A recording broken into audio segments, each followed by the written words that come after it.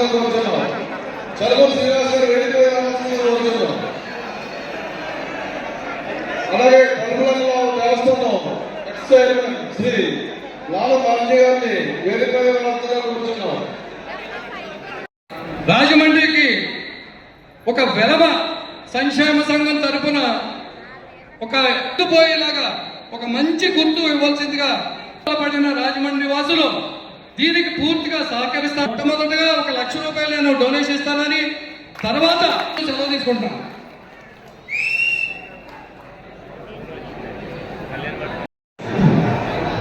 దారి కాదు ఒక పని ఇంకా వాసు మీరు కొంచెం వెనకెళ్ళాలి. వాసు మీరు కొంచెం వెళ్తున్నాను అందరూ మమ్మల్ని మీరు కొంచెం వెళ్తాను. దారి ఖాళీ చేయండి.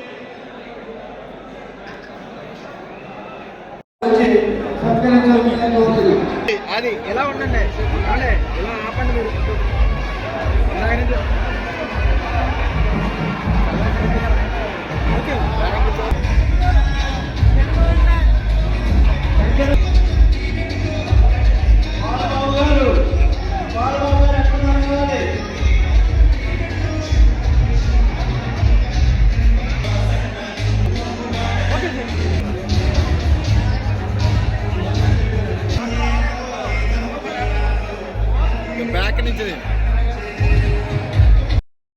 ఇది మనకి ఆదిరెడ్డి కుటుంబం నుంచి కూడా నలుగురు కూడా చేయడం జరిగింది.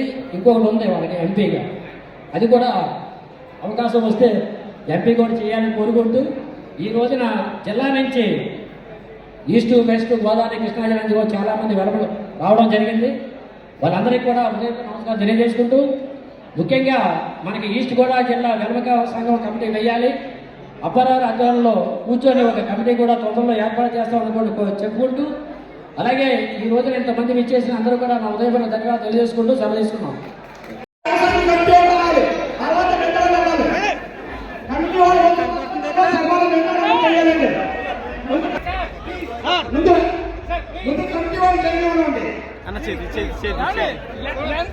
చాలా వైడ్ వస్తాయి కెమెరాలో, మీరు అందరూ పడతారు, పడరు.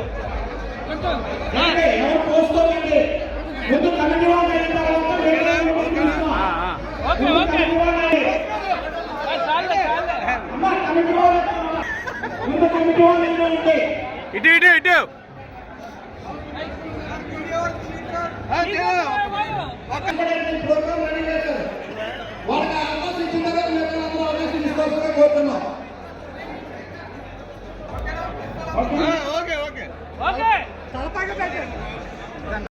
అందరూ రావాలి.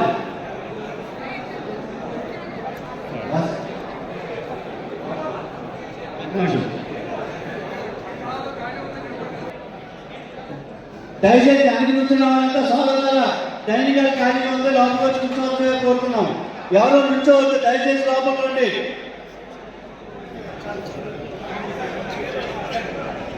ఈ విధంగానే ఉండాలి. మీకు ఎప్పుడు ఏ పరిస్థితుల్లో అయినా సరే మీకు ఇబ్బందులు వచ్చినాయో ఏదైనా అవసరం ఉందో అందరినీ కూడా ఆదుకుంటాం. నేను ఒకటే చెప్తాను, అందరూ చదివించండి, పిల్లల్ని చదివించండి అని చెప్పి ఎర్రకొండ మీద ఉన్నటువంటి మన జట్టు లేబర్ అందరినీ కూడా మెరిట్ ఉంటే రండి మేము చదివిద్దాం, ఇక వాళ్ళు చేతులు ఎత్తుతున్నారు. వాళ్ళందరినీ కూడా చదివించి 60,000 జీతగాళ్ళు అయ్యారంటే ఆ జట్టు మేస్త్రులు వచ్చి మీ పుణ్యమేనండి అయ్యా నువ్వు, మాకు కావాల్సింది చదవాలి, చదివి మంచి పొజిషన్లోకి రావాలి. ఇదే మాట చంద్రబాబు నాయుడు గారు కూడా చెప్తూ ఉంటారు. అందరూ చదువుకోవాలి, చదువుకుంటే సంస్కారం ఉంటే తల్లిదండ్రులు గౌరవిస్తారు. తద్వారా ఉద్యోగం చేయడం వల్ల ఇన్కమ్ అవుతుంది. ఆ ఇన్కమ్ అలాగే అందరూ చేస్తే ఆ ఇన్కమ్ జనరేట్ అయితే దాంతో రాష్ట్రం అభివృద్ధి చెందుద్ది. పిల్లల్ని చదివించండి అని మహానుభావుడు మాకు ఎప్పుడూ మీటింగ్లో చెప్పేవాడు. అదే భాషలో మేము వెళ్తాం. నాకు తెలియకుండా మా అబ్బాయి కూడా చాలామందికి చదివిస్తూ ఉంటాడు. నాకు అన్నీ చెప్పడం, చదివించే విషయంలో, గుప్తదానం చేసే విషయంలో మా అబ్బాయి నాకన్నా ఒక అడుగు పైకేసాడు. ఏదేమైనా అదే కావాలి. మా అమ్మాయి కూడా అమెరికాలో ఉంది, వాళ్ళ అబ్బాయికి కూడా ఊహించని విధంగా మంచి మెడికల్ కాలేజీలో సీట్ వచ్చింది. ఇదంతా నేను చేసుకున్న పుణ్యం. దాని సపోర్ట్ చల్మూరి కుటుంబం అందరికీ నమస్కారం. విచ్చేసిన నా కుటుంబ సభ్యులందరికీ కూడా పేరు పేరున నమస్కారాలు తెలియజేస్తాను. మరొక కుటుంబ సభ్యులైన మీడియా వారికి కూడా నమస్కారం తెలియజేస్తా ఉన్నా. ఒక చిన్న కథ, ఒక సామాన్యుడి కథ. పక్క జిల్లా నుంచి ఇక్కడికి వచ్చారు ఆ వ్యక్తి. 2 రూపాయలతో వచ్చారు. ఒక రైతు బిడ్డ, వ్యాపారం తెలీదు, రాజకీయం తెలీదు. రైతు అన్నాను కదా, కష్టపడ్డమే తెలుసు అతనికి. రాజమండ్రికి వచ్చారు, కష్టపడ్డారు, ఒడుదుడుగులు వచ్చినాయి, అనేకమైన ఇబ్బందులు వచ్చినాయి. ఇబ్బందులన్నీ కూడా ఎదుర్కొన్నారు. వ్యాపార రంగాల్ని స్థాపించారు. అక్కడ కూడా ఒడుదుడుగులు వచ్చినాయి, ఎదుర్కొన్నారు. ఒక్కరిగా వచ్చారు, ఒక్కరిగా ఎదుర్కొంటూ ముందుకు సాగుతానే ఉన్నారు. నమ్ముకుంది ఒకటే, కష్టం, దేవుణ్ణి. కష్టాన్ని నమ్ముకున్నారు, దేవుణ్ణి నమ్ముకున్నారు. ఆ 2 నేను చేయగలిగితే, పైవాడు సహకరిస్తే అన్ని కలిసి వస్తాయన్న నమ్మకం, విశ్వాసంతో ముందుకెళ్ళారు. అన్ని కలిసి వచ్చినాయి. ఆ చిన్న కథలో ఉన్న సామాన్యుడే మనవాడుగా, మీవాడుగా ఈరోజు ముందున్నారు ఆదిరెడ్డి అప్పారావు గారు. రాజకీయంలో కూడా అలాగే వచ్చారు. వారసత్వాలు లేవు, రాజకీయ నేపథ్యం లేదు. అక్కడ కూడా అదే రీతిలో కష్టపడ్డారు. సామాన్యుడిగా వచ్చారు, ఎదుర్కొన్నారు. అవకాశం వచ్చినప్పుడు భార్యని మేయర్గా పెట్టారు. అక్కడ కూడా ఒడిదుడుగులు వచ్చినాయి, ఎదుర్కొన్నారు. చెప్పాను, కష్టపడ్డాం, దేవుణ్ణి నమ్ముకున్నాం. ఎమ్మెల్సీగా వచ్చింది. బహుశా నాకు తెలిసి మరగాని రంగారావు గారి తర్వాత ఉభయ గోదావరి జిల్లాలో చట్టసభల్లో అడుగుపెట్టిన మొట్టమొదటి వ్యక్తి ఆదిరెడ్డి అప్పారావు గారు. శాసన మండలిలో అయితే, ఉభయ గోదావరి జిల్లాకి శాసన మండలి సభ్యులుగా అయితే మొట్టమొదటిగా అడుగుపెట్టింది ఆదిరెడ్డి అప్పారావు గారు. సరే, ఎమ్మెల్సీ అయ్యింది, ఎమ్మెల్యే అవకాశం వచ్చింది. అక్కడ కూడా మళ్ళా సమస్యలు వచ్చినాయి, ఎదుర్కొన్నాం, పోరాడాం, అన్నీ చేశాం. చివరాఖరిగా నా భార్య, ఈరోజు నేను, ఇదంతా కూడా మీకు తెలిసిన అంశాలే. నేను చెప్పేది ఒకటే, ఒక సామాన్యుడు తలుచుకుంటే, కష్టపడితే అనితర సాధ్యం అనే అన్ని కూడా సాధించగలడు అనడానికి ఉదాహరణ ఆ సామాన్యుడే నా తండ్రి ఆదిరెడ్డి అప్పారావు గారు. ఎందుకు ఇవన్నీ చెప్తా ఉన్నానంటే,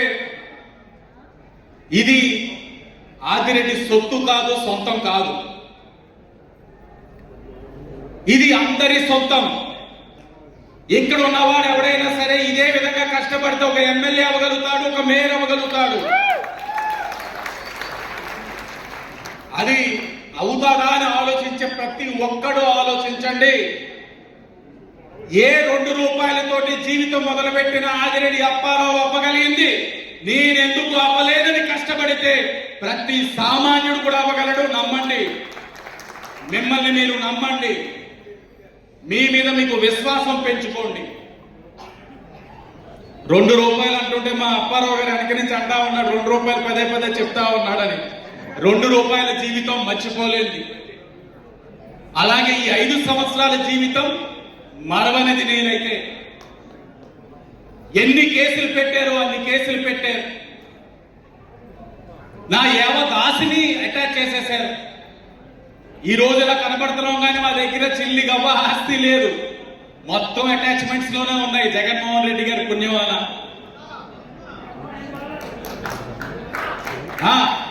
మాట్లాడుకోవాలి, 5 ఏళ్ళు అయ్యింది కదా. అలాగే కేసులు పెట్టడంతో పాటు వేధింపులు, అవకాశం ఇంటి బయటికి నేను అడిగడితో కేసు, ఏదైతే నేను జీవితంలో చూడకూడదని కూడా చూపించేశారు. ఒకటి, జైలుకి వెళ్ళాలని ఎవరు కోరుకోరు, జైలుకి వెళ్ళాం. సరే నేను వెళ్ళాను బాగానే ఉందని అనుకుంటే, రెండవది ఎవరు కూడా కళ్ళెదకుండా వారి తండ్రి బాధపడడం చూడలేడు.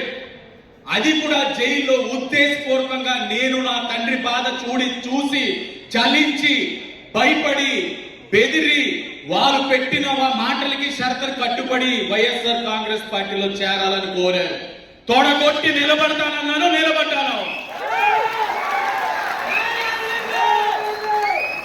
నేను బాధపడినప్పుడు జైల్లో నా తండ్రిని అడిగా, నేను తట్టుకోగలుగుతున్నాను కానీ మిమ్మల్ని చూస్తే బాధ అనిపిస్తుందంటే ఆయన ఒకటే చెప్పారు, ఆస్తులన్నీ కూడా అటాచ్మెంట్ చేసేసారట. పేపర్లోనే వచ్చింది, ఎందుకంటే జైల్లో ఉంటే పేపర్లు వస్తాయి, చదువుకోవచ్చు.